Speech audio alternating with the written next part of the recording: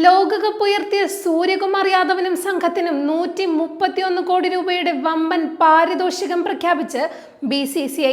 2024 രോഹിത് ശർമ്മയുടെ നേതൃത്വത്തിലുള്ള ടീമിന് ലഭിച്ച 125 കോടി രൂപയേക്കാൾ 6 കോടി രൂപയുടെ വർധനവാണ് ഇത്തവണ വരുത്തിയിരിക്കുന്നത്. ഞായറാഴ്ച അഹമ്മദാബാദിൽ നടന്ന ഏകപക്ഷീയമായ ഫൈനലിൽ ന്യൂസിലൻഡിനെ 96 റൺസിന് തകർത്താണ് ഇന്ത്യ കിരീടം നിലനിർത്തിയത്.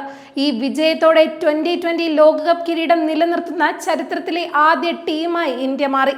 കൂടാതെ 3 തവണ ലോകകപ്പ് നേടി ഈ ടൂർണമെന്റിലെ ഏറ്റവും വിജയകരമായ ടീമെന്ന റെക്കോർഡും ഇന്ത്യ സ്വന്തമാക്കി.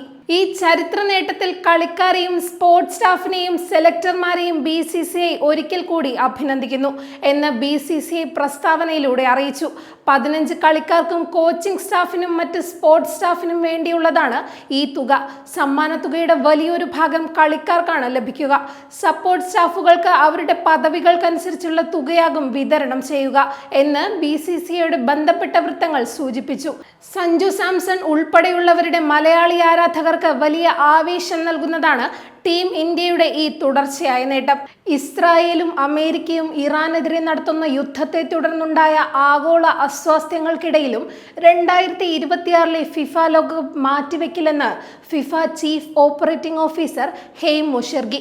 ലോകകപ്പ് എന്നത് മാറ്റിവെക്കാൻ കഴിയാത്തത്ര വലിയൊരു കായിക മാമാങ്കമാണെന്നും നിശ്ചയിച്ച ഷെഡ്യൂൾ പ്രകാരം തന്നെ ടൂർണമെന്റ് നടക്കുമെന്നും അദ്ദേഹം വ്യക്തമാക്കി.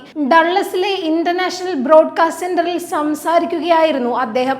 യുദ്ധം മൂലം ഇറാന്റെ പങ്കാളിത്തം അനിശ്ചിതത്വത്തിലായതിനെ കുറിച്ചുള്ള ചോദ്യങ്ങൾക്ക് വൈകാതെ തന്നെ ഇതിനൊരു പരിഹാരമുണ്ടാകുമെന്നും ലോകകപ്പ് മുന്നോട്ടു പോകുമെന്നും അദ്ദേഹം മറുപടി നൽകി. യോഗ്യത നേടിയ എല്ലാ രാജ്യങ്ങളും ടൂർണമെന്റിൽ പങ്കെടുക്കുമെന്ന് പ്രതീക്ഷിക്കുന്നതായും പശ്ചിമേഷ്യയിലെ സാഹചര്യങ്ങൾ ഫിഫ സൂക്ഷ്മമായി നിരീക്ഷിച്ചു വരികയാണെന്നും ഷിർഗി കൂട്ടിച്ചേർത്തു. ഫെഡറൽ അന്താരാഷ്ട്ര ഏജൻസികളുമായി സഹകരിച്ച് ഓരോ ദിവസത്തെയും മാറ്റങ്ങൾ ഫിഫ വിലയിരുത്തുന്നുണ്ട്.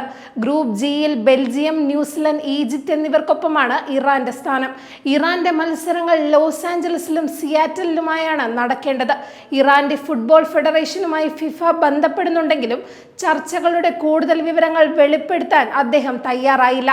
ചരിത്രത്തിൽ ആദ്യമായി 48 രാജ്യങ്ങൾ പങ്കെടുക്കുന്ന 2026 ലോകകപ്പിന് അമേരിക്ക, മെക്സിക്കോ, കാനഡ എന്നീ രാജ്യങ്ങളാണ് സംയുക്തമായി ആതിഥേയത്വം വഹിക്കുന്നത്. വാശിയേറിയ പോരാട്ടത്തിനൊടുവിൽ അമേരിക്കൻ താരം അലക്സാണ്ടർ കൊവാസേവിച്ചിനെ തോൽപ്പിച്ച് നൊവാക് ജോക്കോവിച്ച് ഇന്ത്യൻ വെൽസ് ഓപ്പണിന്റെ 4ാം റൗണ്ടിൽ പ്രവേശിച്ചു. 2017 ശേഷം ആദ്യമായാണ് ജോക്കോവിച്ച് ഈ ടൂർണമെന്റിന്റെ 4ാം റൗണ്ടിലെത്തുന്നത്.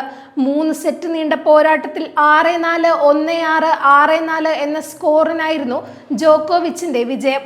ഓസ്ട്രേലിയൻ ഓപ്പൺ ഫൈനലിൽ കാർലോസ് അൽക്കാരസിനോട് തോറ്റതിനു ശേഷം ജോക്കോവിച്ച് പങ്കെടുക്കുന്ന ആദ്യ ടൂർണമെന്റാണിത്.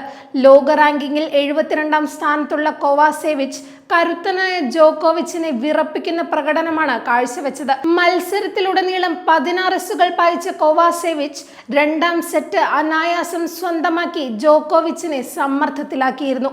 എന്നാൽ നിർണായകമായ 3ാം സെറ്റിൽ പരിചയസമ്പത്ത് തുണച്ചതോടെ അവസാന ഗെയിമിൽ കൊവാസേവിച്ചിന്റെ സർവീസ് ബ്രേക്ക് ചെയ്ത് ജോക്കോവിച്ച് വിജയം ഉറപ്പിക്കുകയായിരുന്നു. കൊവാസേവിച്ചിന്റെ സർവീസുകൾ തന്നെ വല്ലാതെ ബുദ്ധിമുട്ടിച്ചുവെന്നും അവസാന നിമിഷം വരെ ആർക്കും ജയിക്കാനാവുന്ന മത്സരമായിരുന്നു ഇതെന്നും ജോക്കോവിച്ച് പ്രതികരിച്ചു. 5 തവണ ഇന്ത്യൻ വെൽസ് കിരീടം നേടിയിട്ടുള്ള ജോക്കോവിച്ച് ഈ നേട്ടത്തിൽ റോജർ ഫെഡറർക്കൊപ്പമാണ്. എന്നാൽ 2016 ശേഷം ഈ ടൂർണമെന്റിൽ ക്വാർട്ടർ ഫൈനലിലെത്താൻ അദ്ദേഹത്തിന് കഴിഞ്ഞിട്ടില്ല. പ്രീ ക്വാർട്ടറിൽ നിലവിലെ ചാമ്പ്യനായ ബ്രിട്ടീഷ് താരം ജാക്ക് ഡ്രെപ്പറെയാണ് ജോക്കോവിച്ച് നേരിടുക. അർജന്റീനയുടെ ഫ്രാൻസിസ്കോ സെറുണ്ടോളോയെ നേരിട്ടുള്ള സെറ്റുകൾക്ക് തകർത്താണ് ഡ്രെപ്പർ 4ാം റൗണ്ടിലെത്തിയത്.